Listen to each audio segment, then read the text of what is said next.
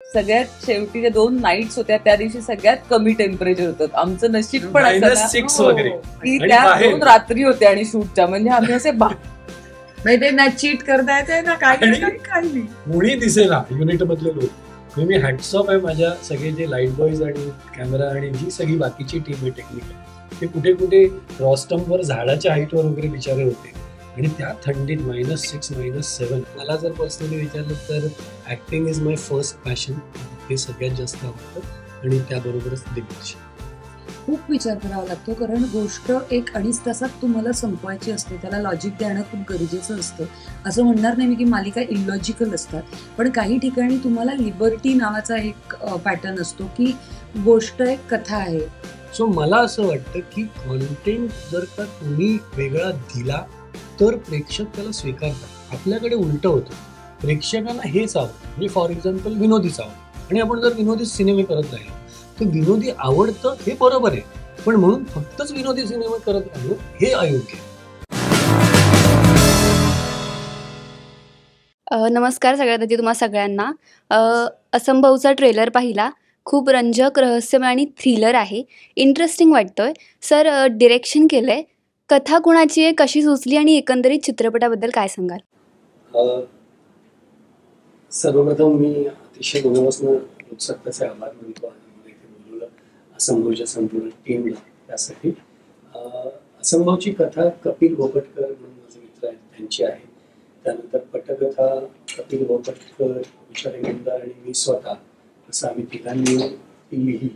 जवळजवळ 1.5-2 वर्ष आम्ही याची पटकथा लिहित होतो, कारण गोष्ट मला खूप आवडली होती. त्यानंतर तितक्याच सकस आणि उत्तम असा संवाद लेखक आम्ही शोधत होतो आणि गिरीश जयंत जोशींचं नाव आलं डोळ्यासमोर आणि गिरीश जोशींनी त्याचे संवाद लिहिलेले आहे. सो अशी लेखकांची खूप मजबूत फळी आहे. त्याचबरोबर जेव्हा लिहित होतो तेव्हा चित्रपट इतका नसात भिनत गेला. खरं तर सुरुवातीला मी फक्त काम करणार होतो, ऍक्टिंग करणार होतो आणि लिखाणाचा भाग, पटकथेचा भाग स्वीकारला होता. पण ती इतकी भिनली की सगळे म्हणाले हे तूच डिरेक्ट करायला पाहिजेस. डिरेक्टरही झालो. कारण साडेमाडे 3 आणि क्षणभर विश्रांती असे 2 चित्रपट आधी मी डिरेक्ट केले होते. सो त्यानंतर बरेच वर्ष फक्त ऍक्टिंग करत होतो. तर या चित्रपटाने पुन्हा एकदा दिग्दर्शन करावं असं वाटलं, कारण हा माझा अत्यंत जवळचा आणि जिव्हाळ्याचा असा विषय, मला खूप आवडलेला असा विषय. आणि मग माझा मित्र नितीन प्रकाश वैद्य हा या चित्रपटाच्या निर्मिती प्रक्रियेमुळे संपर्कात आला. खरं तर आम्ही खूप जुने मित्र, पण या चित्रपटामुळे पुन्हा एकदा एकमेकांना भेटलो आणि त्यांनी असं सजेस्ट केलं की इतका सुंदर चित्रपट आहे, इतका छान आहे, तू स्वतः डायरेक्ट पण करतोय, सगळंच आहे, तर मला असं वाटतं की आपण दोघांनी मिळून हा प्रोड्यूस पण करावा. मागची जवळजवळ 25 वर्ष काम करतोय, सो निर्मिती क्षेत्रात उतरायची ही योग्य वेळ आहे. सो त्याच्या पाठिंब्यामुळेच खरं तर मी निर्माताही झालो. आणि मग असं झालं की त्याचे कलाकार कोण असतील आणि मग पहिलं नाव आलं ते म्हणजे महाराष्ट्राची सगळ्यात लाडकी अभिनेत्री मुक्ता बर्वेचं. मुक्ताबरोबर मी खूप आधी एक सिनेमा करणार होतो, जो तिचा पहिला सिनेमा असणार होता, पण काही कारणाने ते काम करणं राहून गेलं होतं, तो सिनेमा झाला नाही म्हणून. पण असे आम्ही बऱ्याचदा वेगवेगळ्या ओकेजन्सना भेटायचो, पण काम कधी करण्याचा योग आला नव्हता. सो सुदैवाने मुक्तालाही हा सिनेमा खूप आवडला ऐकवता क्षणी. मग प्रिया बापट चा विचार झाला दुसऱ्या भूमिकेसाठी, तिलाही विचारलं, तिलाही खूप आवडलं. मग संदीप सरांना विचारलं, संदीप सरांनाही त्यांची भूमिका खूप आवडली, तेही हो म्हणाले. त्यामुळे अतिशय महाराष्ट्राचे सगळे लाडके ॲक्टर्स या सिनेमात आणि अतिशय सक्षम आणि काय म्हणूया की ज्यांच्या संपूर्ण करिअरला एका रिस्पेक्टने बघितलं जातं, असे सगळे कलाकार देवाच्या कृपेने मला मिळाले. त्यात माझी अतिशय जीवाभावाची मैत्रीण शर्मिष्ठा राऊत हिने मला अचानक, मला तू काही निर्मिती केलीस तर मला सांग म्हणून, ती कशी आली ते ती सांगेलच. सहनिर्माती म्हणून ती जॉईन झाली. मंगेश परुळेकर आणि संजय पोद्दार म्हणून आहेत ते झाले. तेजस देसाई, शर्मिष्ठाचा नवरा, तोही जॉईन झाला. असं खूप छान ही टीम आणि ही भट्टी जुळून आली. याला जोडून तुम्ही म्हणजे पटकथा लेखनही केले, दिग्दर्शनही केले आणि प्रोड्यूसही करताय, शिवाय ॲक्टिंगही केले. तर हे चारही तसे बघायला गेले तर क्रिएटिव्ह जॉब्स आहेत. तर या चौघांपैकी तुमचं आवडतं काम कुठलं आणि त्याचं कारण काय? म्हणजे ॲक्टिंग, प्रोड्युसिंग, डिरेक्शन की लेखन? अरे बापरे! हा खरं तर खूपच कठीण असा प्रश्न आहे. पण अत्यंत मनापासून सांगायचं तर अभिनय आणि दिग्दर्शन हे माझं सगळ्यात जास्त जवळचं आहे. निर्मिती हा काटेरी मुकुट आहे. म्हणजे खूप गोष्टी झेलाव्या लागतात निर्मात्याला आणि ते एवढं सोपं काम नाही आहे माझ्या लक्षात आलं. सगळ्यात बेस्ट काम ॲक्टिंगचं आहे. कारण जेव्हा तुम्ही ॲक्टर असता तेव्हा तुम्ही फक्त तुमच्या क्राफ्टचा विचार करता, तुम्हाला तुमच्या पद्धतीने काम करता येतं. दिग्दर्शन ही गोष्ट मी खूप एन्जॉय करतो, कारण त्याच्यात एक आपल्याला ज्या पद्धतीची कथा मांडायची असते त्याचा संपूर्ण कंट्रोल तुमच्याकडे असतो आणि तुम्हाला जे व्यक्त व्हायचं असतं ते व्यक्त होतं. नट म्हणून बऱ्याचदा असं होतं की आपल्याला जे व्यक्त व्हायचं असतं त्या भूमिकेपुरती मर्यादित राहतं. पण संपूर्ण चित्रपट किंवा तो विषय ज्या पद्धतीने प्रेक्षकांसमोर मांडायचा आहे तो नेमका कसा मांडला जाईल ह्याची पूर्ण liberty captain of the ship आपण म्हणतो दिग्दर्शक असतो त्याला जाते. आणि त्यात जर तुम्ही स्वतः निर्माते असाल तर थोडासा सपोर्ट त्यालाही मिळतो की तुमच्या विचारांना तुम्हाला निर्मात्याचं स्वतः असाल तर इतर निर्मात्यांना जरा समजावून सांगता येतं की हे कसं चित्रपटासाठी महत्त्वाचं आहे आणि ते तयार होतात. सो मला जर पर्सनली विचारलं तर acting is my first passion. मला ते सगळ्यात जास्त आवडतं आणि त्याबरोबरच दिग्दर्शन.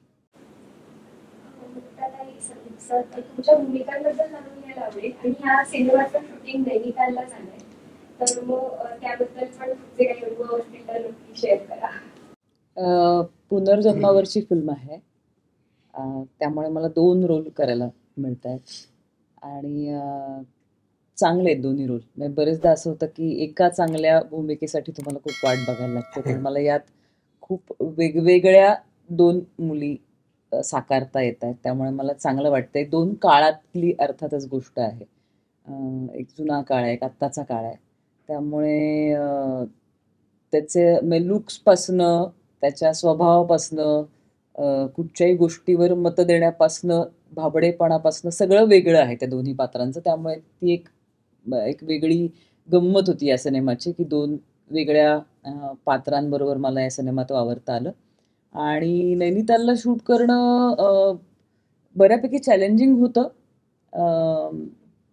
प्रोडक्शन लेवलवर पण त्यांनाही अवघड जात होतं, कारण गोष्टी अशा इझिली अवेलेबल होत नव्हत्या. म्हणजे मला आठवतं की माझ्या कॉस्ट्युमचा एक मेजर प्रॉब्लेम झाला होता सिनेमा शूट होताना. एक काहीतरी निर्णय घेतला गेला, तो चुकीचा ट्रान्सलेट केला गेला, त्यामुळे एक अख्खा कॉस्ट्युमचा चंक चुकीचा आणला गेला. आणि तिकडे आल्यावर सचितनी मला विचारलं की तुझे, म्हणलं मला माहीत नाही नक्की काय आलंय. आणि तिकडे मग सचित आणि शर्मिष्ठा आणि नितीननी निर्णय घेऊन तिकडे माझे कॉस्ट्युम्स बनवले. म्हणजे साडी, ब्लाऊज जे काय होतं तर ते अवघड होतं की मुंबईत पुण्यात असं जेव्हा घडतं तेव्हा हे इझिली तुम्ही करू शकता की तुमची माणसं असतात अवेलेबल, पण त्याही वेळेस निर्मात्यांनी तो कॉम्प्रोमाइज न करता की नाही क्रिएटिव्ह निर्णय घेतलाय, पण तो घेतलाय, जे काही मिसकम्युनिकेशन झालंय ते प्रॉब्लेम नाही, पण आपण इथे उभं करू ते. पण ते इतकं सोपं नव्हतं जितकं इथे ते कदाचित थोडं सोपं पडतं की आपली माणसं हाताची असतात, फोन केला 4 माणसं घेऊन आली, तू ऑप्शन्स घेऊन ये, तसं नव्हतं. तर शर्मिष्ठा मला आठवते की ती तिकडे जाऊन मार्केटमधनं मला फोटो पाठवत होती की मुक्ते असं असं आहे, हा स्वेटर या रंगावर जाईल का वगैरे, या पद्धतीने तिकडे काम करणं हे चॅलेंजिंग होतं. पण निर्माते म्हणून त्याने ते चॅलेंज स्वीकारलं होतं. मुळातच वेगळ्या गोष्टीची गरज होती की तिकडे जाऊन शूट करावं. निर्मात्यांनी काही तिकडे जाऊन काही गोष्टी क्रॅक केल्या होत्या की इकडे आपल्याला कसं शूट मॅनेज करता येईल हेही त्यांनी आधी शोधलं होतं जाऊन. आणि त्या ठराविक विंडोमध्ये ते बसवणं, कारण आम्ही एका सीझनमध्ये गेलो होतो आणि नंतर गाणं शूट करायचं होतं आम्हाला. पण सचित किती कष्ट करत होता, कारण ते गाणं शूट पावसाने मध्ये जो हाहाकार केला आपल्या सगळीकडेच, म्हणजे आपल्या देशात म्हणणार नाही मी, जगात वेगळ्या पद्धतीने सीझन चेंज होत आहे, तर ते मॅच करण्याकरता किती प्रयत्न करत होते हे मी बघितले की आत्ता आपण हे डेट्स ब्लॉक करूया, पण सॉरी तिकडे पाऊस आलाय, जमीन खचली, 12 फुटांनी रस्ते खाली गेलेत, आपण पुढचा चंक ब्लॉक करूया, मग त्याच्या पुढचा. पण ते सगळं करून थांबत नव्हता, पण ते सगळं करून शेवटी त्यांनी ते काहीतरी जमवून आणलं, मिळवलं, आपण ते पडद्यावर बघतो. त्यामुळे नैनितालला शूट करणं, थंडीत शूट करणं असतात, पण प्रत्येक ठिकाणचे चॅलेंजेस वेगळे असतात. त्याच्याविषयी काही वेगळं कौतुक अपेक्षित नाहीये, पण वेगळा होता अनुभव नक्की, एवढं नक्की. संदीप सर, काय प्रश्न? तुमच्या भूमिकेविषयी चित्रपटातल्या. सो हा एक सायकोलॉजिस्ट आहे आणि ऑब्व्हियसली अशा विषयामध्ये किंवा जेव्हा क्रायसिस येतो तिथे ऑब्व्हियसली सायकोलॉजिस्ट किंवा थेरपिस्ट हा येतोच, जे आपल्या आयुष्यात पण येतो. मुळात असे कॅरेक्टर्स लिहिणं फार कठीण पण असतं, कारण त्याच्यासाठी ते एक वेगळं सायंटिफिक अभ्यास आणि प्लस सिनेमाच्या अनुषंगाने तो कसा वागेल किंवा कसा हे लिहिणं तर हे फार उत्तम लिहिलं होतं. म्हणजे ह्यांनी कन्सिव्ह पण छान केलं होतं, गिरीशने त्याचे डायलॉग्स पण छान लिहिले होते, कारण मला हे माहिती आहेत, माझे काही मित्रच असे PLR करणारे किंवा पास्ट लाईफ थेरपिस्ट आहेत किंवा प्राणिक हिलर्स वगैरे असे पॅरलल ऑल्टरनेटिव्ह थिअरी वगैरे आपलं थेरपी वगैरे करणारे आहेत. सो त्यामुळे ना हे रिप्रेझेंट करणारा हे आहे, कारण हे एक अख्खं सायन्स आहे वेगळं आणि त्याच्यावरती असं ढोबळ किंवा असं काहीतरी वरवरचं लिहून चालणार नाही, कारण ऑब्व्हियसली त्याचं एक प्रॉपर सायन्स आहे. तर ते फार छान सिनेमामध्ये उतरले आणि जिथे जिथे गरज आहे तिथे त्याचं हे आहे. आणि हे गरजेचं एवढ्यासाठी आहे कारण तशी फिक्टिशियस गोष्ट आहे ना. जसं मी नेहमी म्हणतो की ह्याच्यावरती पुनर्जन्मावरती काही लोक विश्वास ठेवतील, काही लोक पुनर्जन्मातच नाही ठेवतील. मग सिनेमात तुम्ही आणताना तुम्ही सगळ्या ऑडियन्सला कन्व्हिन्स करायचं असतं किंवा कन्व्हिक्शननी ती कथा न्यायची असते. तर ह्या कॅरेक्टरमुळे कन्व्हिक्शन आहे एका अर्थात, कारण मग ते सायन्सच आहे, मग ते कुठल्या पद्धतीने, मग ते कसं, मग त्याच्या असं तो सगळा प्रवास आहे. So it's a very thrilling तो सगळा प्रवास आहे.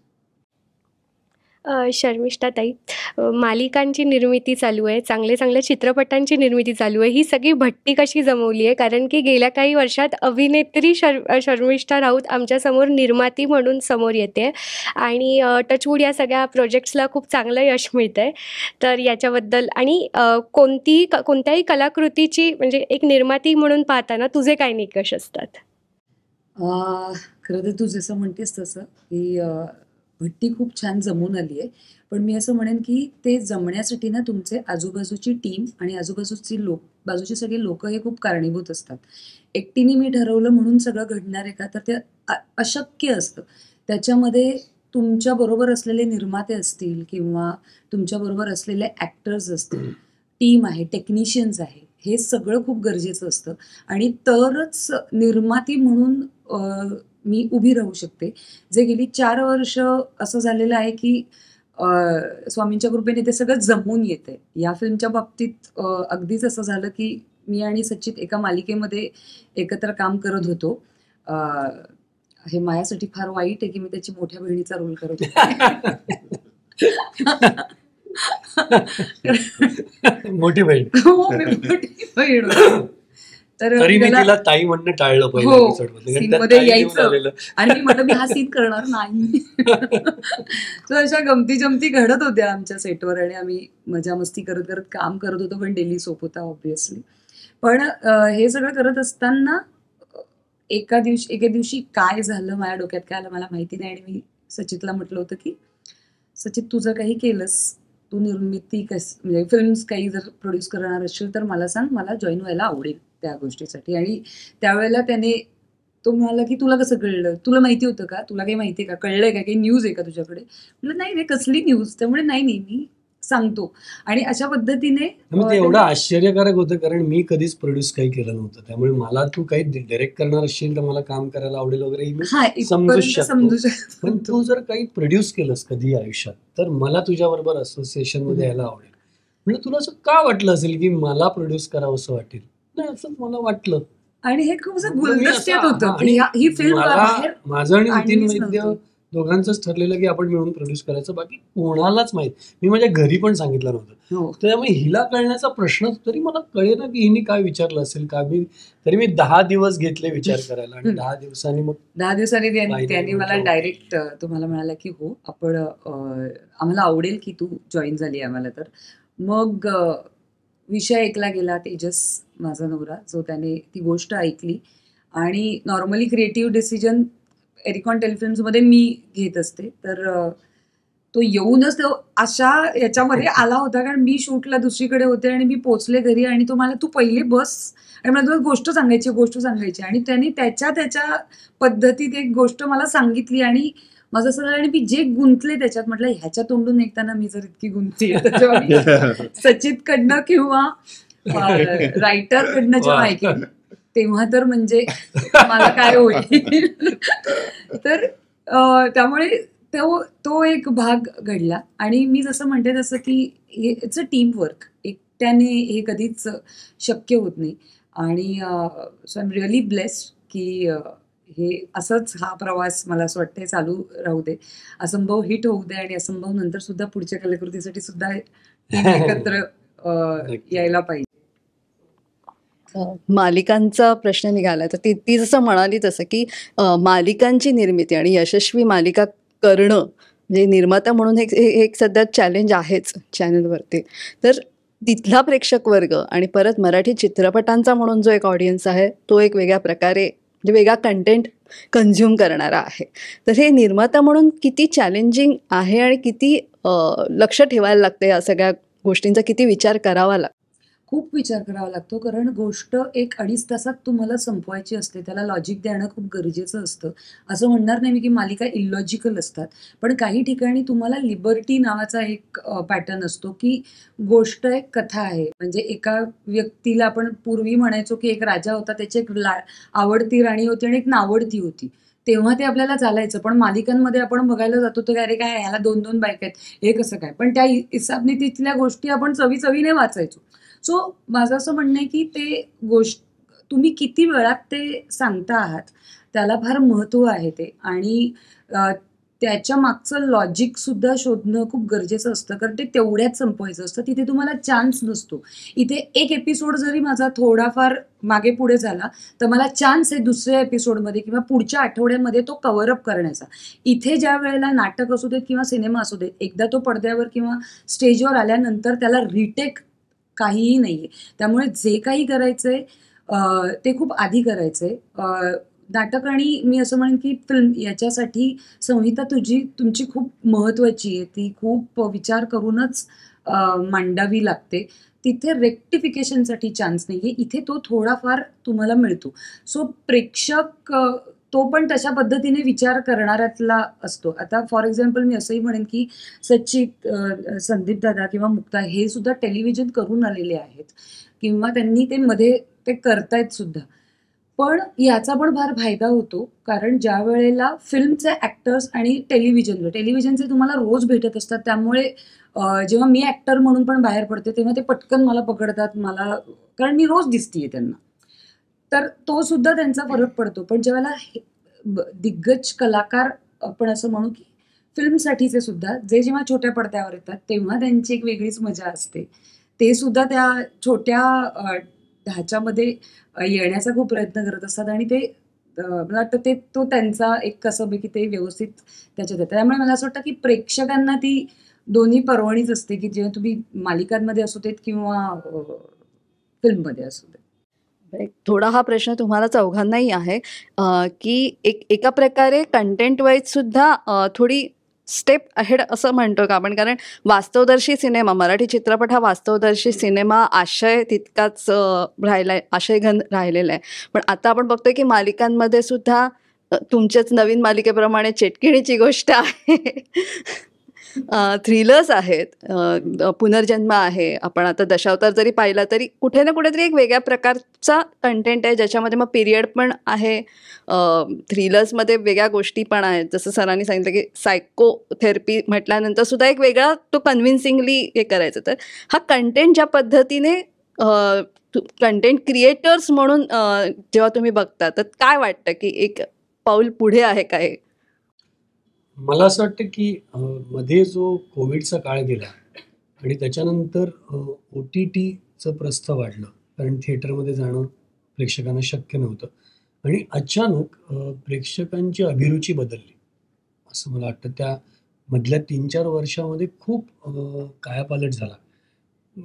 खूप जास्त OTTवरचा कॉन्टेंट लोकांनी घरात बसून पाहिला. एक तर त्याची 3-4 महत्त्वाची कारणं होती की खूप वेळ होता लोकांकडे, कारण कामं करायला काही बाहेर कुठे जाणं शक्य नव्हतं. त्यामुळे ज्या पद्धतीने OTTवरती कॉन्टेंट त्यावेळी अवेलेबल होता तो बघितला गेला. त्यामुळे वेगवेगळ्या जॉनरचे सिनेमे किंवा वेब सिरीज आणि हे सगळे प्रकार पाहिले गेले. त्यामुळे अभिरुची बदलली. अरे हे विषय पण चांगले आहेत बरं का. आता सस्पेन्स थ्रिलर हा जर जॉनर असेल तर तो OTTवरती सर्रास आपल्याला दिसतो. पण मराठीमध्ये तो अभावाने दिसतो. सो हळूहळू मराठी चित्रपटाची पण प्रेक्षकांची टेस्ट बदलली असं आम्हाला वाटतं. आणि त्याचा विचार करूनच रादर आम्ही असा विचार करत होतो, कारण जेव्हा आम्ही हा सिनेमा लिहायला घेतला होता तेव्हा आम्ही 2-3 सिनेमांचं लिखाण करत होतो. त्यातला हा एक सिनेमा होता असंभव. पण तेव्हा असं वाटत होतं की आपण जो कॉन्टेंट OTTवरती बघतोय तो आपल्याला जर का आवडतोय तर मराठी प्रेक्षकांना का नाही आवडणार? तर आपण करून तर बघूया, लिहून तर बघूया, लिहून झाल्यानंतर डिसाईड करू. सो आम्ही त्या काळात 3 सिनेमे लिहिले. त्यातला पहिला सिनेमा हा होता असंभव. पण तो इतका आवडत गेला लिहितानाच आणि जेव्हा जेव्हा तो मुक्ताला ऐकवला, संदीपला ऐकवला, शर्मिष्ठाच्या नवऱ्याला ऐकवला किंवा नितीन वैद्य जे माझे पार्टनर आहेत त्यांना ऐकवलं, ज्यांनी प्रियाला ऐकवलं, ज्यांनी फिल्म ऐकली ते अक्षरशः असे होते की अचंबित होऊन तो सिनेमा ऐकत होते की काय सिनेमा झालाय, काय सिनेमा लिहिलाय. अशा प्रकारे त्याचं कौतुक होत होतं. जर आपल्याच माणसांना तो सिनेमा इतका आवडतोय तर प्रेक्षकांना नक्कीच आवडेल. बरं ही सगळी खूप सेन्सिबल मंडळी आहेत, अतिशय हुशार मंडळी आहेत. मुक्ता काय, संदीप काय, प्रिया काय, हे लोक खूप चोखंदळ आहेत. त्यांचे सिनेमे निवडताना, नाटकं निवडताना, कुठलीही कलाकृती निवडताना त्यांच्याकडनं जेव्हा ही पावती मिळते की हे उत्तम आहे. नितीन वैद्य आज 40 सिनेमे केलेला निर्माता आहे. त्यालाही माहिती आहे की हा कॉन्टेंट चांगला आहे. सो मला असं वाटतं की कॉन्टेंट जर का तुम्ही वेगळा दिला तर प्रेक्षक त्याला स्वीकारतात. आपल्याकडे उलटं होतं, प्रेक्षकांना हेच आवडतं. म्हणजे फॉर एक्झाम्पल विनोदीच आवडतं आणि आपण जर विनोदी सिनेमे करत राहिलो तर विनोदी आवडतं हे बरोबर आहे, पण म्हणून फक्तच विनोदी सिनेमा करत राहणं हे अयोग्य आहे. विनोदी आवडतं तर तुम्ही अतिशय उत्तम विनोदी चित्रपट करा की, त्याला काही कोणाची ना नाही आहे. पण विनोदी याच्यामध्ये आज जर आपण बघितलं तर बासू चॅटर्जी आणि ऋषिकेश मुखर्जींचा एक खूप वेगळा विनोदही आहे आपल्याकडे. त्या पद्धतीचेही विनोदी वेगळे होतात. मग काही स्लॅपस्टिक विनोदी हा वेगळा प्रकार आहे. पण एकाच धाटणीचे जर का सतत चित्रपट येत गेले तर मग प्रेक्षक चित्रपटगृहाकडे पाठ फिरवतात. वेअर एज प्रेक्षकांना जर तुम्ही चांगलं काही दिलं तर प्रेक्षक चित्रपटगृहात येतात. हा माझा 3.5चा अनुभव आहे. आणि 3.5 जेव्हा आम्ही 2007मध्ये केला होता तेव्हा आजा नचले हा माधुरी दीक्षितचा यशराजचा सिनेमा येत होता. अजून एक जॉन इब्राहिमचा गोल नावाचा सिनेमा आणि आम्हाला 23 नोव्हेंबरच माझी तारीख होती. आता 21 नोव्हेंबर आहे, ती 23 होती. नाही याच दिवशी करू नका, मराठी चित्रपट चालणार नाही, थिएटरवाले देणार नाही. आणि ते 2 चित्रपट नाही चालले आणि 150 शो होते. ते शुक्रवारी 150 होते, ते शनिवारी 250 झाले आणि 450 झाले रविवारी, कारण ते सगळीकडे हाऊसफुल होते. सो प्रेक्षकांना तुम्ही चांगलं दिलं तर प्रेक्षक येतात, ते पाहतात. हा माझा स्वतःचा वैयक्तिक अनुभव आहे. त्यामुळे मला तरी असं वाटतं की कॉन्टेंट बदलला तर त्याची बरीचशी ही जी 4 वर्षात घडामोड झाली या कोविडच्या काळात की प्रेक्षकांना वेळ मिळाला, त्यांची अभिरुची बदलली, तर तो स्पॅन खूप महत्त्वाचा आहे आणि प्रेक्षक खूप चोखंदळ झाले आता. याचं एक्सटेन्शन म्हणून माझं असं एक किंवा जनरली असं एक हे आहे की आता ना थोडा अनुभव लोकांना थिएटरमध्ये, कारण OTTवरती तर वेगवेगळे सब्जेक्ट घरी बसल्या बघायला मिळत आहेत. मग माणूस बाहेर कशाला जाईल? वेगवेगळ्या इंटरनॅशनल कॉन्टेंट बघायला मिळतं. मग बाहेर जाण्यासाठी तो काहीतरी अनुभव पण बघतो. म्हणजे वेगळा विषय तर हवाच हवा, हे जुनं झालं एका अर्थाने, पण अनुभव हवा. म्हणजे तुम्ही विनोदी करा, थ्रिलर करा, तुम्ही काहीही करा, पण काहीतरी वेगळा अनुभव मिळतोय का? सो इफ यू ऑब्झर्व जेवढे कांतारापासून जेवढे काय काय फिल्म्स चाललेत, एक वेगळा अनुभव त्यांनी. दशावतार सुद्धा. सिनेमा कसा असेल हा विषय वेगळा आहे, तो कसा एक्झिक्यूट झाला हा वेगळा मुद्दा आहे वादाचा, पण अनुभव काहीतरी देतो हा फार प्रायमरी आता रिक्वायरमेंट आहे सिनेमाची. मला घरातून थिएटरमध्ये जावंसं वाटणं ही आधी पहिली पायरी आहे. नाही, माझं फार काही मत नाही, माझा फारसा अभ्यास नाही. म्हणजे मी कायम म्हणजे नवीन सिनेमा येतो तेव्हा उत्सुक असते की याला कसे रिॲक्ट करतायत प्रेक्षक. त्यामुळे खरं तर असं काही त्याचं काही गणित आहे का किंवा असं कॉन्शियसली निर्णय घेऊन पद्धत बदलते का नरेट करणाऱ्यांची, याच्याविषयी माझं खरंच काही मत नाही. मी उगाच प्रश्न विचारला म्हणून बोलायचं असं मी नाही करणार. मी ऐकत होते की ते काय बोलतात. सचितचं जे मत आहे तेच माझं मत आहे की ॲक्च्युली त्यांचा म्हणजे लोकांची टेस्ट बदलली आहे, त्यामुळे वेगवेगळे विषय सुद्धा ते बघतात. आणि ॲक्च्युली आत्ता मी त्याचं उत्तर ऐकतानाही मला रिअलाईज झालं की अरे हो, कोविडचाच काळ होता तो, की ज्यामध्ये गोष्टी बदलल्या गेल्या. सो आय थिंक मी म्हणेन सचिनला. सचिन सर, चित्रपटाचं नाव सुद्धा इंटरेस्टिंग वाटतंय. तर मला असं विचारायचं की नावात काही दडलंय का? नाव काही सांगू पाहते का? किंवा हेच नाव असंभवच?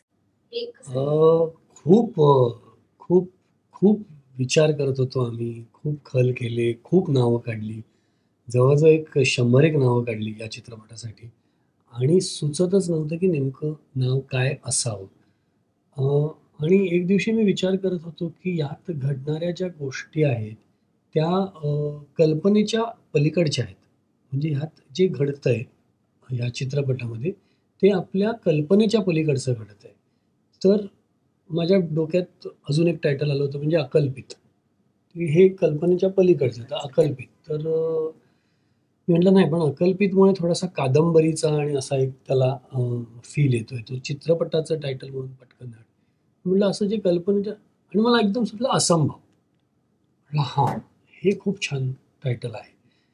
मी नितीनला फोन करून सांगितलं मला असं असं सुचलं आहे. तर तो म्हणाला फारच ब्रिलियंट आहे. पण त्यानंतर एक असा प्रश्न आला की असंभव नावाची एक मालिका होती पूर्वी खूप आधी. तर त्याचं काय बरं म्हणजे आपणही म्हणजे आपलं तर मी त्यावेळी माझ्या मनात त्या मालिकेचा विचारही आला नाही. पण नितीनने मला सांगितलं, म्हटलं अरे हो की मालिका होती, आमच्याच मित्राची होती सतीश राजवाडेची. तर म्हटलं हां, पण मालिका आणि चित्रपट ही 2 वेगळी माध्यमं असल्यामुळे तसा काही आपल्याला हे नाही पडणार, फरक नाही पडणार. योगायोगाने ती मालिकाही गिरीश जोशींनीच लिहिली होती. म्हणजे हे याचे संवादही गिरीश जोशींनी लिहिले. पण मला असं वाटतं की टायटल जे सुचलं ते पूर्णपणे या सिनेमाची जी गोष्ट आहे त्याला अनुसरून असं ते सुचलं. त्याच्याशी मालिकेचा काहीच संबंध नाही. प्रेक्षकांना प्रश्न पडतो की त्या मालिकेवरनं आहे का किंवा असं, तर त्याचं काहीच, त्याचाही जॉनर साधारणतः तसा होता, पण गोष्टीचा काही दुरन्वय संबंध नाही. पण जी संदीप सरांची एक्सप्रेशन आहे ट्रेलरमध्ये की असंभव असं ते जे शेवटी म्हणतात, तर तशी अख्खी गोष्ट आहे. तर प्रेक्षकांना ते बघताना प्रत्येक क्षणाला असं वाटेल की अरे हे असंभव आहे किंवा अरे हे असं पण होतंय, अरे हे असं पण होतंय, अरे नाही नाही आपल्याला वाटलं ते असंभव आहे, नाही नाही मग हे असं घडतंय. तर ना खूप अशी एक छान राईड आहे ती फिल्म बघताना. प्रत्येक वेगवेगळ्या अँगलनी ती फिल्म अशी छान ट्रॅव्हल होत जाते आणि फार म्हणजे एक थ्रिलिंग अनुभव तुम्हाला मिळेल असा सिनेमा झाला. म्हणून त्याचं असंभव टायटल. म्हणजे लिखाणाचं किंवा ह्याचं अर्थ जसं आता असंभव हा शब्द म्हणजे म्हणूनच मला स्क्रिप्टच की तो त्या थेरपिस्टच्या तोंडात आहे. म्हणजे ज्याला हे सगळं जग माहिती आहे किंवा हे सगळं त्याच्यासाठी सुद्धा हे काहीतरी आउट ऑफ द वर्ल्ड, त्यालाही हे त्याच्यासाठी सुद्धा कोड आहे असा तो हे आहे. म्हणजे आम्ही कुठे आता मी निर्माता दिग्दर्शक आणि ऍक्टर पण असल्यामुळे असंभव मीच म्हणणार असं नाही केलं. जे ज्या पात्राचं योगदान आहे, जे ज्या पात्राला अपेक्षित आहे तेच आलं पाहिजे. मग ते संदीप सरांकडनं झालं पाहिजे की हे असंभव आहे.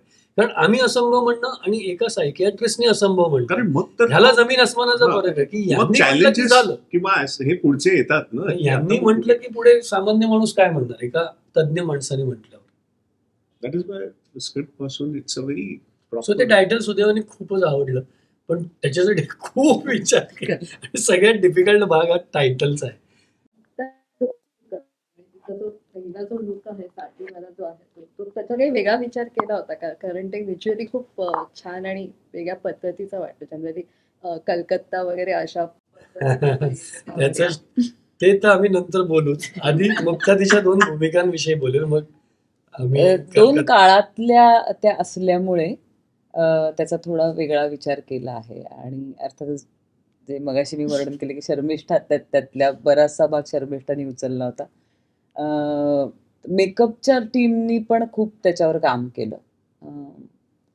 काही गोष्टी वापरूया, काही गोष्टी वापरूयाच नको, काळ असल्यामुळे सुद्धा की काय करता येईल, कसं करता येईल. माणूस आपण किती वेगळ्या भूमिका करायचं, तर असं सचितनी हे सांगितलं की नाही तू असं आवाज वेगळा लावते, अशा पद्धतीचं काही वर्किंग नकोय. ती माणसंच आहेत, असं ती वेगळी एक काहीतरी वरच्या पट्टीत बोलणारी वगैरे असं काही करू नकोस, नॉर्मल ठेव, पण मला व्यक्ती वेगळ्या वाटतील असं तू त्यांनी स्वतःच्या पात्रातही तेच केले की. आणि आम्ही एकमेकांना विचारायचो की हे बघ त्याच्या पुढे नाही ना गेले, या रेषेच्या तू म्हणतोयस तर रेषेच्या पुढे नाही ना जाते हे, तर नाही हे चांगलं वाटतंय आणि ती खरी माणसं वाटतायत. तर ती गंमत होती ती. त्याच्यातलं मुख्य आव्हान हे होतं की म्हणजे माझ्या डोक्यात एक गोष्ट क्रिस्टल क्लिअर होती की त्याला कुठेही कॅरिकेचरिश नको करूया.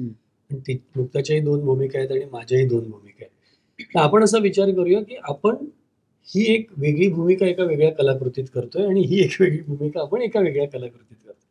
सुदैवाने आपल्याला ती एकाच कलाकृतीत करण्याची संधी मिळाली. सो आपण ते इतकं सटल ठेवूया की ती 2 वेगळी माणसं आहेत, 2 वेगळ्या व्यक्ती आहेत. हे जर का आपण स्वतःला सांगितलं आणि आपण कन्व्हिन्स झालो तर ते अतिशय उत्तमरित्या येईल. आणि मुक्ताने ते इतकं ब्रिलियंट केलंय, इतकं अप्रतिम काम केलंय की मुक्ताच्या सगळ्या महाराष्ट्रातल्या चाहत्यांसाठी ती पर्वणी ठरणार आहे, हे मी अगदी ठामपणे सांगू शकतो. मला असं वाटतं पहिली फिल्म असेल ना की ज्याच्यामध्ये दोघेही प्रोटॅगनिस्ट डबल रोल किंवा डबल रोल. मला वाटतं पहिली हो film. हो, हो. अरे हे माझ्या लक्षात नाही. हो का? हो मराठी हिंदीमध्ये पण नाहीये का? नाही. हिंदीत Either नाही, एक असं- हिंदीत आहे का? याच्यामध्ये मराठीत? मराठीत नाहीये. मराठीत मराठीत नाही. मराठीत नाहीच.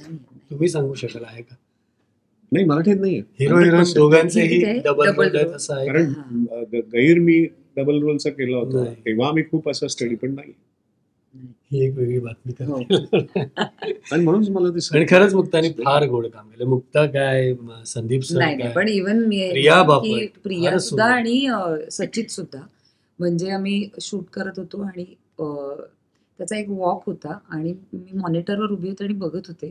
तर त्याचा एक हे होतं आणि मला असं झालं की मी तो आला आणि फक्त परत चेक करायला लागला.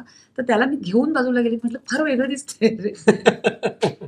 आणि त्याच वेळेला सायमल्टेनियसली मी म्हणते ना की जसं मी मालिकेत काम करत होते त्यामुळे माझ्यासमोर 3 सचित पाटील होते. एक मालिकेतला तिकडचा जो एक काम करणारा तो एक व्यक्ती वेगळा, ते एक वेगळं कॅरेक्टर होतं. फिल्ममधले 2 कॅरेक्टर्स होते. सो मी असं म्हणेन की सगळेच हे 4ही कलाकार यांनी उत्तम पद्धतीने कामं केलेली आहेत. आणि काय म्हणतात की आता जेव्हा आम्ही ॲक्टर म्हणून म्हणजे मी एक ॲक्टर आहे त्यामुळे माझ्यासाठी ते पर्वणी आहे की मला काहीतरी शिकता येतं आणि हे सगळे सिनियर आहेत मला. पण बिटवीन द लाईन हा एक खूप प्रकार असतो की 2 वाक्यांमधलं तो एक अभिनयाचा एक भाग असतो की तो तुम्हाला काढायचा असतो. तर त्यात तर म्हणजे चौघच्या चौघ माई आणि त्यामुळे काय म्हणतात त्याला सहनिर्माती असून सुद्धा मला माझं एका साईडला माझं एक अभिनयाची कार्यशाळा वेगळीच चालू होती तिथे. पण आउटस्टँडिंग जॉब्स आणि आउटस्टँडिंग काम केलं. थोडा वेगळा प्रश्न वेगळा म्हणजे फील्ड रिलेटेडच आहे. या फील्डमध्ये कामाचे तास किंवा शिफ्ट वगैरेचं काही शेड्यूल नसतं, काहीच टाइम टेबल नसतं. अलीकडे आता बॉलिवूडमध्ये ती कामाच्या तासाची मागणी जोर धरू लागले की इतकंच काम हवं किंवा एक लिमिट हवी. तर तुम्ही इतके वर्ष काम करताय इंडस्ट्रीमध्ये, याबद्दल जाणून घ्यायला आवडेल की कामाच्या तासांबद्दल स्पेसिफिक नियम किंवा एक काहीतरी त्याला शेड्युलिंग असलं पाहिजे. म्हणजे अभिनेत्री म्हणून तुमचं मत जाणून घ्यायला आवडेलच, पण मेल ॲक्टर म्हणून तुम्ही या मागणीकडे कसं बघताय त्याबद्दलही आवडेल ऐकायला. आता म्हणजे या फील्डमध्ये कामाचे तास फिक्स नाही आहेत. 12-12, 14-14 तासांच्या शिफ्ट असतात. तर आता हां हा ते कशावरनं सुरू झाले तर बऱ्याचशा चांगल्या ऍक्ट्रेसेस आता आई झाल्या आहेत, त्यामुळे त्यांना मुलासाठी त्यांच्या न्यूबॉर्न बेबीसाठी थोडा वेळ हवा आहे. तिथून ते सगळं सुरू झालं की आम्ही 12 तास काम नाही करू शकणार, आम्ही 8 तासच. आणि त्यांचं असं म्हणणं आहे की बरेचसे बॉलिवूडमधले किंवा म्हणजे हिंदी बॉलिवूड हा शब्द मला आवडत नाही, हिंदी चित्रपटसृष्टीमधले असे अनेक नट आहेत जे मागचे अनेक काळ 8 वर्षच काम करतात. तर मग ऍक्ट्रेसेसना ती मुभा का मिळत नाही, असा तो सगळा मला जेवढं मी माझ्या वाचनात आहे तेवढं हे मला माहिती आहे. सो मला पर्सनली असं वाटतं की मराठी चित्रपटामध्ये आता मालिकेमध्ये मी पण 12 तासाच्या वर काम नाही करत जेव्हा मी नट असतो तेव्हा. मराठी जेव्हा आपण चित्रपट बनवत असतो तेव्हा त्याची आता जर आपण मुंबईत शूटिंग करत असू तर मला असं वाटतं की ती 12 तासाची लिमिट आपण ठेवली पाहिजे. मग आपण 8 तासाबद्दल बोलूया, आधी 12वर येऊया. कारण लोक 15-15, 16-16 तास शूटिंग करतात. सो मुळात ते 12 तास, कारण प्रत्येकजण माणसात शेवटी आणि दुसऱ्या दिवशी परत 9 ते 9 शिफ्ट असते, त्यामुळे झोप चांगली झाली तर नटांचे चेहरे चांगले दिसतात, त्यांना त्यांची एक काहीतरी मेंटल हेल्थ पण महत्त्वाची असते. सो या सगळ्या गोष्टी मुंबईत शक्य होतात. जेव्हा बाहेर जातो, जसं आता आम्ही नैनितालला गेलो तर आम्ही लिटरली सकाळी शूटिंग चालू करून रात्री 12-12 वाजेपर्यंतही शूटिंग केलं. कारण मराठीचं जे काही आर्थिक गणित आहे त्यात अख्खं युनिट नैनितालला घेऊन जाणं, तिथे सगळ्यांची राहण्या खाण्या पिण्याची सोय करणं आणि त्यात -4 -5 अशा थंडीमध्ये तुम्ही काम करताय. कधी म्हणजे लाईट मला असतो, कधी लाईट अचानक जातो, कधी असे अनेक असंख्य येतात. तर त्यावेळी मला असं वाटतं नट म्हणून माझी पण जबाबदारी होती की हे प्रोजेक्ट आता, आणि ते हिंदीतही बरेच लोक असं करतात की नाही हे आपल्याला अचीव्ह करायचं ना, आम्ही आहोत बरोबर. सो मराठीमध्ये तर खूप जास्त प्रमाणात नट करतात, कारण मराठीमध्ये खूप ना जास्त एक कौटुंबिक जिव्हाळा असतो सगळ्या कलाकारांमध्ये काम करत असताना. सो मी मुक्ताचं, प्रियाचं, संदीपचं मनापासून कौतुक करेन आणि आभार मानेन की त्यांनी आम्हाला असं हे एवढेच तास आम्ही काम करू असं कधीच म्हटलं नाही. इनफॅक्ट माझी जी काही परिस्थिती होती ती मुक्ता तर खूप जवळनं बघत होती, कारण मी 3 भूमिकांमध्ये होतो. त्यात मला स्वतःला प्रचंड थंडी वाजते आणि त्यांना सांगायचं की तुम्ही टेन्शन घेऊ नका, आणि मी खालनं कापतोय स्वतः तर ती इतकी, म्हणजे मला अजूनही सांगायला आवडेल की मुक्तांनी खास माझ्यासाठी जाऊन मार्केटमध्ये नेक्स्ट डे मला पायाला थंडी होती म्हणून थर्मल्स आणले. मी थर्मल घालत होतो तरी पण मला थंडी वाजत होती. तर ती म्हणाली हे अजून एक तुझ्यासाठी आणलंय. सो इतकं तर ते मला अजूनही इतकं, म्हणजे एवढं कोण करतं, इतकं जिव्हाळ्याने कोण करतं. तर तिने मला म्हणजे त्या गोष्टी मला स्मरणात आहेत आणि आयुष्यभर राहतील. Thank you Mukta for that. So सांगण्याचा उद्देश असा आहे की जेव्हा अशा परिस्थितीमध्ये तुम्ही काम करत असता तेव्हा मग कधी कधी तासांचं गणित राहत नाही. पण जेव्हा तुम्हाला माहिती आहे की तुम्ही मुंबईत आहात, या नॉर्मल कंडिशनमध्ये तुम्ही फिल्म सिटीत कुठल्या तरी बंगल्यात शूट करत, तेव्हा कारण नसताना शिफ्ट्स नाही वाढवल्या पाहिजे.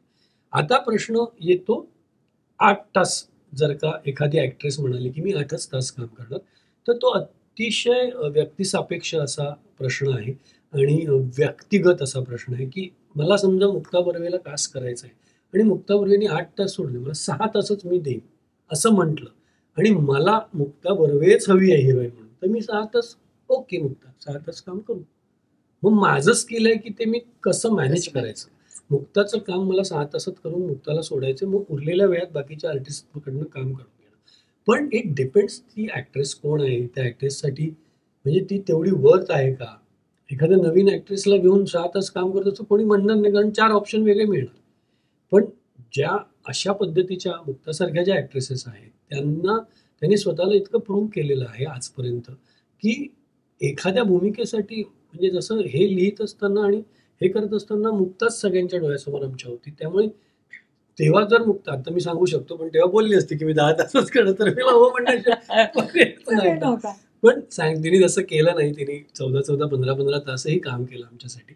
पण इट डिपेंड्स, म्हणजे मला असं वाटतं हे व्यक्तिगत आहे. मुक्ता हे म्हणजे हे तू पण लक्षात घ्यायला पाहिजे ॲज लर्नर्स किंवा ॲज की आपण फक्त ॲक्टर्सची काळजी करतो, पण जे टेक्निशियन्स असतात ना ते ॲक्टर्स निदान व्हॅनिटीजमध्ये असतात, हे असतात, पण टेक्निशियन्स राऊंड द क्लॉक काम करत होतात. स्पॉट बॉयज, कॅमेरामॅन पण, जो मेन तुमची फिल्म शूट करतो तो सुद्धा उभा असतो दिवस. सो त्यांची पण काळजी व्हायला पाहिजे आणि त्यांचं पण हे लक्षात ठेवायला पाहिजे.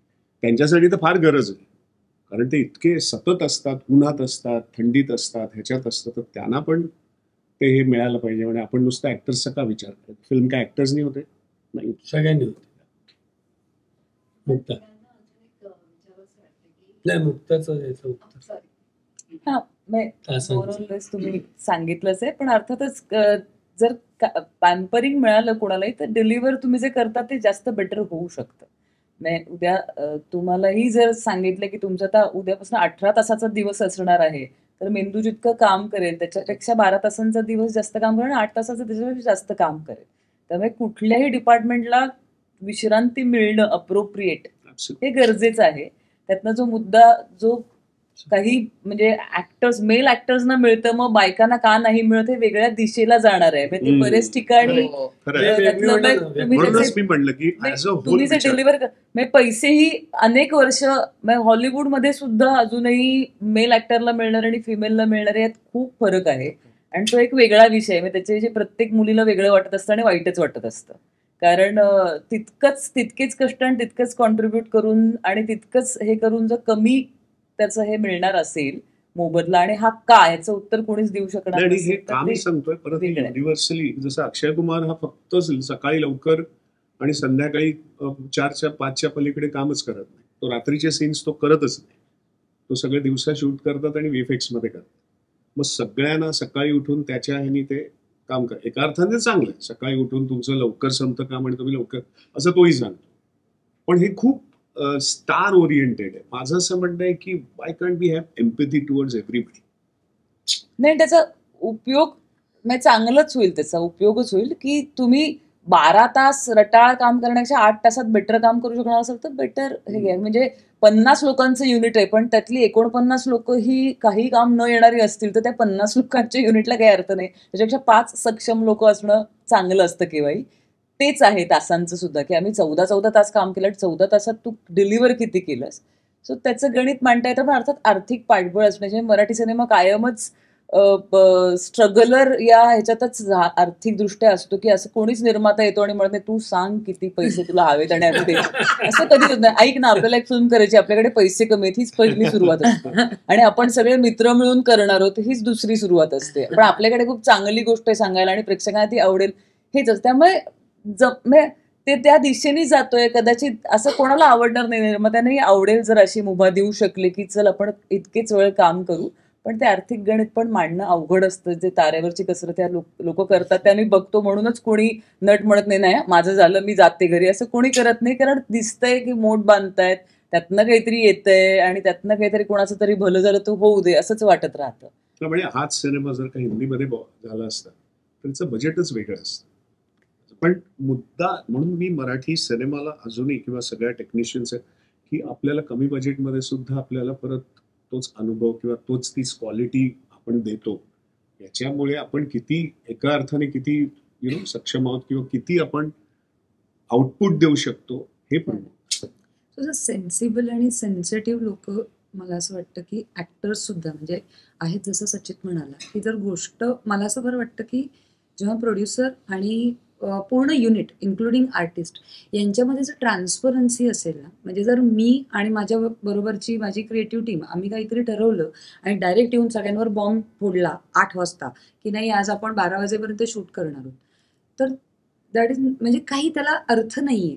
पण सगळे लोक ते समजून घेणाऱ्यातले आहेत. आणि जसं म्हणालो की मुंबईत शक्य होऊ शकतं, पण मुंबईच्या बाहेर जाताना डेफिनेटली होऊ शकत नाही. कारण तिकडचं वातावरण, म्हणजे कोणतीही फिल्म असू दे, मालिका असू दे, काही शूट करायचं असेल तुम्हाला, तर तिकडचं ती जी जागा निवडतो ना त्याचं वातावरण पण तेवढं पोषक आहे का, काही आहे का, नॅचरल कॅलॅमिटीज ज्या काही येणार आहेत ते तुम्हाला माहिती नसतं. आणि मुक्तानी सॉरी तू बोल. नाही म्हणजे त्यामुळे मला असं वाटतं की जर त्यांना आपण लूपमध्ये ठेवलं आणि सगळ्यांना केलं तर मराठी इंडस्ट्रीमध्ये, पण मी बाहेर अजून एवढं काम नाही केलेलं आहे, पण मराठी इंडस्ट्रीमध्ये तरी सगळे सेन्सिबल लोक आहेत आणि सगळे विचार करून चालतात.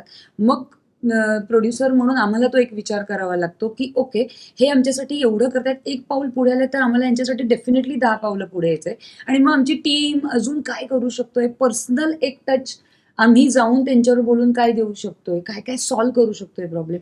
आय थिंक जसं मुक्ता बोलली की त्यांना तेच हवं असतं की येऊन एकदा विचारा किंवा आम्हाला सांगा की काय करत आहे, तर ते महत्वाचं. मला इथे विशेष करून प्रिया आणि मुक्ताबद्दल 2 गोष्टी सांगाव्याशा वाटतात की म्हणजे जेव्हा मराठी ऍक्टर्स, इव्हन संदीप सरांबद्दल, की मराठी ऍक्टर्स किती कोऑपरेटिव्ह असतात. की जेव्हा प्रियाचा पहिला दिवस होता, आमच्या तर 3रा-4था दिवस होता आणि आज प्रिया इथे असते तर तिने स्वतःहून सांगितलं असतं, पण इतकी थंडी होती, इतकी थंडी, म्हणजे जवळजवळ -2, -3 ती आली तेव्हा थंडी होती आणि तिला शिफॉनची साडी आणि स्लीवलेस ब्लाऊज घालून चालत एंट्री वगैरे करायची होती. आणि मी स्वतःही कुडकुडत होतो आतनं, पण दाखवायला मी पुकारमध्ये माधुरी दीक्षितने ते गाणं कसं केलं असेल बर्फात वगैरे, असं एक आपण इन्स्पायर करायला बोलतो तसं तिने, आणि तिला चक्क थंडी वाजायची थांबली त्यानंतर पुढचे 4 दिवस आणि ती बिनधास्त वावरत होती. म्हणजे मुक्तानी खालनं तिला कोणीतरी तिच्या डोक्यावरती स्प्रे मारलं केसांवरती पाण्याचा, तर मुक्ता म्हणाली त्याला थांबव सचित, तो काय करतोय, तो पाणी मारतोय. सो ती थंडी आणि त्या ह्याच्यात पण या मुलींनी एवढीशी तक्रार केली नाही. फॉर एक्झाम्पल आम्ही आता जे सावरताना गाणं खूप सुपरहिट होत आहे, खूप आवडतंय माझं आणि मुक्ताचं, तर ते गाणं करत असताना आम्ही ती जी हुक स्टेप होती तेव्हा एका अशा टापूवर आहोत मी आणि मुक्ता, आणि तो टापू असं चढून चढून चढून जायला लागत होता. आणि तिथे गेल्यानंतर आता ती हुक स्टेप सुरू होणार आणि सूर्यावर ढग आले, सनलाईटच गेला आणि काळोख. आणि प्रसाद बेंडेंनी खालनं सांगितलं आमचं जे DOP आहेत की थांबा थांबा जरा थांबा. आता थांबा म्हणजे तिथे त्यात मुक्तानी चप्पल घातले नव्हते, काही नाही ते हिल्स घालून मी कुठे काय पाय सरकला वगैरे तो नको. पण त्याही परिस्थितीत मुक्ता बर्वेसारखी ऍक्ट्रेस तिथे 15 मिनिटं उभी होती. मी म्हटलं मी खुर्ची मागवू का? नाही, नको, आपण उभे राहूया, जाईल, सण येईल. सो ही जी मराठी कलाकारांची जी काही जो कॉपरेशनची भावना आहे, किंवा संदीप सरांच्या बाबतीत मी सांगेन की अतिशय आम्ही एक ब्रिजवरती माझा आणि संदीप सरांचा सीन आहे. एवढी म्हणजे इतकी जीभ, म्हणजे जे बोलू ते शब्द वळत आहेत थंडीने, अशा पद्धतीचं. आणि त्यांचा अत्यंत महत्वाचा सीन होता जिकडे ते पुनर्जन्माबद्दल बोलतायत. त्यावेळी इतकी विचित्र थंडी होती आणि मला तर त्या दिवशी तापच होता. तर त्या ह्याच्यातही ते ज्या पद्धतीने त्यांनी तो सीन केला आणि सतत उभं राहायचं होतं, म्हणजे कुठे बसायला खुर्ची नाही, काही नाही, काही नाही. बरं, एका पॉईंटला सन पण आलाय, म्हणजे ऊन पण त्रास देत आहे, पण थंडी पण आहे. अशा सगळ्या विचित्र कंडिशनमध्ये जेव्हा आपण शूटिंग करत असतो ना, आणि नैनिताल सारख्या ठिकाणी जेव्हा आपण जातो, तेव्हा तिथे नुसतं आपण शूटिंग करून आपापल्या घरी जात नाही. तिथे तिकडची जी हॉटेल्स आहेत, तिथे सगळ्या अख्ख्या युनिटची राहण्याची व्यवस्था करावी लागते, जी खूप मराठी सिनेमासाठी महागातली किंवा कॉस्टली गोष्ट आहे. बरं, ते सगळं करत असताना जर 8च तास शूटिंग केलं तर ते परवडण्यासारखंच नाही मराठीच्या एकंदरीत अर्थकारणाला. सो त्यामुळे जेव्हा आपण, मी म्हटलं तसं, जेव्हा आपण बाहेर जातो तेव्हा आपल्याला ते कॉपरेशन सगळ्यांकडनं अपेक्षित असतं. आणि सुदैवाने असंभवच्या बाबतीत तर मी खूप सुदैवी आहे, या सगळ्यांनी मनापासून ते कॉपरेशन केलं. मुळात हे सगळं नैनिताल आणि थंडी वगैरे म्हणतायत ना, पण हे सगळं उपद्व्याप करण्याचं कारण हे आहे, कारण ही सिनेमाची गरज होती. स्क्रिप्टमध्ये दिसतं की मिस्ट्री थ्रिलर्स वेगवेगळ्या प्रकारचे असतात. तुम्हाला अगदी वो कौन थी पासून किंवा मेरा सायापासून मधुमती, ते बरेचसे. आता ही एक तर लव्ह स्टोरी पण आहे. सो लव्ह स्टोरी आहे आणि मिस्ट्री आहे. सो ही मिस्ट्री थ्रिलर आहे. सो मिस्ट्री थ्रिलरमध्ये लुक पण तुम्हाला तशी फॉगी किंवा काहीतरी ह्याच्यामध्ये आहे. हे ना सायकोलॉजिकली तुम्हाला त्याचा एक हे होत असतं, इफेक्ट होत असतो. तर त्याच्यासाठी हे सगळं गरजेचं असतं. तर त्याच्यासाठी हा सगळं हो, म्हणजे ती काही आवड नाहीये थंडीत जाऊन हे करायला. म्हणजे मला अजून आठवतंय की अनेक ठिकाणी संदीप सरांच्या बाबतीत मला हे जास्त, मी एडिट करतोय, मी आता काल बॅकग्राऊंड म्युझिक करत होतो, संदीप सर काही बोलले की अशा वाफा येतात तोंडातून, म्हणजे कुठेही आई शपथ, म्हणजे मला यांच्याच तोंडातून अशा वाफा, आणि आपल्याला असे ढग बाहेर पडायचे ना, अशा यांच्या तोंडातून, म्हणजे तेवढी थंडी होती. म्हणजे आम्ही हॉलमध्ये बसलोय, मी पण आहे, मुक्ता पण आहे, अजून एक ऍक्टर आहेत हिंदीचे, आणि हे पण आहेत. तर आमच्या तिघांच्या पण ह्यांच्या तोंडून अशा वाफा येतात, मी घेऊन गेलो. ती जेन्युइन थंडी होती. म्हणजे आमच्या ह्याच्यात थोडे थोडे येत आहेत ना, पण ना तो जो फील आहे की माणूस बोलतोय आणि तोंडातनं वाफा येत आहेत, हे अद्भुत आहे. आणि हे आपण ना, आता आम्ही मुंबईत फिल्म सिटीला शूटिंग केलं आणि दाखवलंय नैनिताल आहे, तर ते नाही होणार. तर तो खरा जो तिकडचा थंडीचा फील, फार सुंदर लोक आहे. ती हवेली इतकी सुंदर आहे, सगळंच सुंदर होतं. म्हणजे आम्ही शूटिंग करताना एक दिवस अचानक बर्फच पडला सकाळ सकाळ, आणि त्यानंतर गाठून गेलो आम्ही, म्हणजे उभं राहता येत नव्हतं. काही लोक सरपटत निघू लागली कारण त्यांचे पाय, मी नाव नाही घेत, कारण त्यांचे पाय नम पडले, ते पुढे जाईना पाय. मग असं करत ते पुढे, असं सगळं करत क्लायमॅक्सच्या सीनला सगळ्यात शेवटी त्या 2 नाईट्स होत्या, त्या दिवशी सगळ्यात कमी टेम्परेचर होतं. आमचं नशीब पण -6 वगैरे, की त्या 2 रात्री होत्या आणि शूटच्या, म्हणजे आम्ही असे ते ना चीट करता येते ना, काही नाही, कोणी दिसेना युनिट मधले लोक. मी हॅट्स ऑफ आहे माझ्या सगळे जे लाईट बॉईज आणि कॅमेरा आणि जी सगळी बाकीची टीम आहे टेक्निकल, ते कुठे कुठे रॉस्टमवर झाडाच्या हाईटवर वगैरे बिचारे होते, आणि त्या थंडीत -6 -7, आणि आम्ही सकाळी 5 वाजेपर्यंत शूटिंग करत होतो, आणि ते असं टेम्परेचर असं पटपट पटपट खाली जायला लागलं की शॉर्ट रेडी हा, मग हवेलीत नाही सगळे यायचे, ते काढायचं, पटपट करायचं, आणि क्लायमॅक्स म्हणजे खूप अभिनय आणि खूप काय काय घडतंय. रिहर्सल तर अशा जायच्या, टेकला कुठून जीवात जीव यायचा आणि वाक्य बोलली जायची माहित नाही, देवाच्या कृपेने. पण बोलतो असंच व्हायचं, शब्दच म्हणते, कॅमेरा झाला, तू असं का बोललीस, असं कसं तरी कुठून तरी जीव एकवटून. पण म्हणजे न भूतो ना भविष्यात असं अनुभव. आणि आम्ही सिनेमा आता मी रोज बघतोय, माझं पोस्टचं काम चालू असल्यामुळे, पण इतकी अप्रतिम कलाकृती झाली आहे. मी म्हणजे हे मनापासून सांगतो, मी आज अनेक वर्ष काम करतोय. इतकी सगळी लोक जेव्हा एकत्र येतात आणि इतक्या मनापासून काम करतात ना, तेव्हा बाप्पाचा आशीर्वाद आपल्याला मिळतोच. त्यामुळे मला 1001% खात्री आहे, हा सिनेमा प्रेक्षक हाऊसफुल करणं, डोक्यावर घेणार. कारण अप्रतिम अशी ही कलाकृती झालेली आहे सगळ्याच बाबतीत. म्हणजे स्क्रिप्ट पासून, कथेपासून, त्याचं एक्झिक्युशन, त्याचे सगळे टेक्निकल अंग आणि इतके अप्रतिम ऍक्टर्स. मगाशी मला एकच प्रश्न विचारायचा होता, तो म्हणजे की मी आता अनुभवी, म्हणजे तुम्ही एका अशा टप्प्यावर आहात कारकिर्दीच्या तिघे, तर मला एक विचारायचं आहे की मराठी साहित्य आणि नाटक, चित्रपट हे सगळंच म्हणजे खूप छान आपल्याकडे अभिजात, म्हणजे त्याचं संचित आहेच, आणि प्लस आता नवीन नवीन लेखक आहेत, म्हणजे साहित्यिक पण नवीन तरुण आहेत असे. तर तुमचं स्वतःला एक घडवण्याचं किंवा एक स्वतः त्या कलेच्या क्षेत्रात राहण्याच्या मागे असं काही आहे का, की हे सतत नवीन जे काही येतंय तेही बघणं आणि परत मराठी साहित्य पण अभ्यासणं, असं असं तुमच्या बाबतीत होतं का? हो, बऱ्यापैकी वाचलं जातं खरं तर. आणि मित्रमैत्रिणी पण असे आहेत की ते एकमेकांना नवीन नवीन विशेषतः, कारण जुनं आता आपण खरंच मी सगळं वाचलं नाही, पण आपल्याला ऍटलिस्ट माहिती आहे की बाबा वि.स. खांडेकर नावाचे लेखक आहेत, त्यांचं किती वाचून झालंय माहित नाही, आपल्याला माहिती आहे. पण नवीन नवीन इतके चांगले लेखक आहेत आणि आता इतक्या विविध बोली भाषांमध्ये लिहिणारी मंडळी आहेत ना, की म्हणजे अचाट मी काही वाचते तेव्हा असं वाटतं की अरे काय आहे? म्हणजे दखनी मराठीतलं मध्ये पुस्तक वाचलं मी, तर मला असं वाटलं की मला हे मी वाचलेलंच नाहीये, मला माहितच नाही. आणि वाचत गेले आणि मला मजा समृद्ध वाटलं की तो एक ऍक्सेप्टन्स आहे ना नवीन नवीन बोली भाषांचं लिखाण होण्याचा सुद्धा, त्यांनी पण एक मजा आली. म्हणजे चांगलं वाटतं आणि विचारही नवीन वाटतात. आता मी एक विश्वामित्र सिंड्रोम नावाचं पुस्तक, कथासंग्रह आहे, इतक्या वेगळ्या अंगाने, किंवा गणेश मतकरीचं आता मी एक कथासंग्रह, इतक्या आत्ताच्या कथा नागरी विचारांनी केलेल्या, काही गावाकडच्या केलेल्या, किंवा एक झुंकुळा नावाचं पुस्तक मी वाचलं. वेगळ्या वेगळ्या प्रांतातल्या वेगळ्या आपल्या तरुण लेखकांनी लिहिलेली पुस्तकं आहेत ही, वेगळ्या ठिकाणी जन्माला येऊन वेगवेगळे अनुभव घेतलेले. तर त्यामुळे असं होतं की अरे हे माझ्याच पॅरलल काळातलं आहे, जुनं नाही वाचत आहे मी, पण वेगळ्या ठिकाणी ही माणसं आहेत आणि चांगलं वाटतं. त्यामुळे ते खूप सो ही एक जर्नी आहे, म्हणजे प्रवास आहे.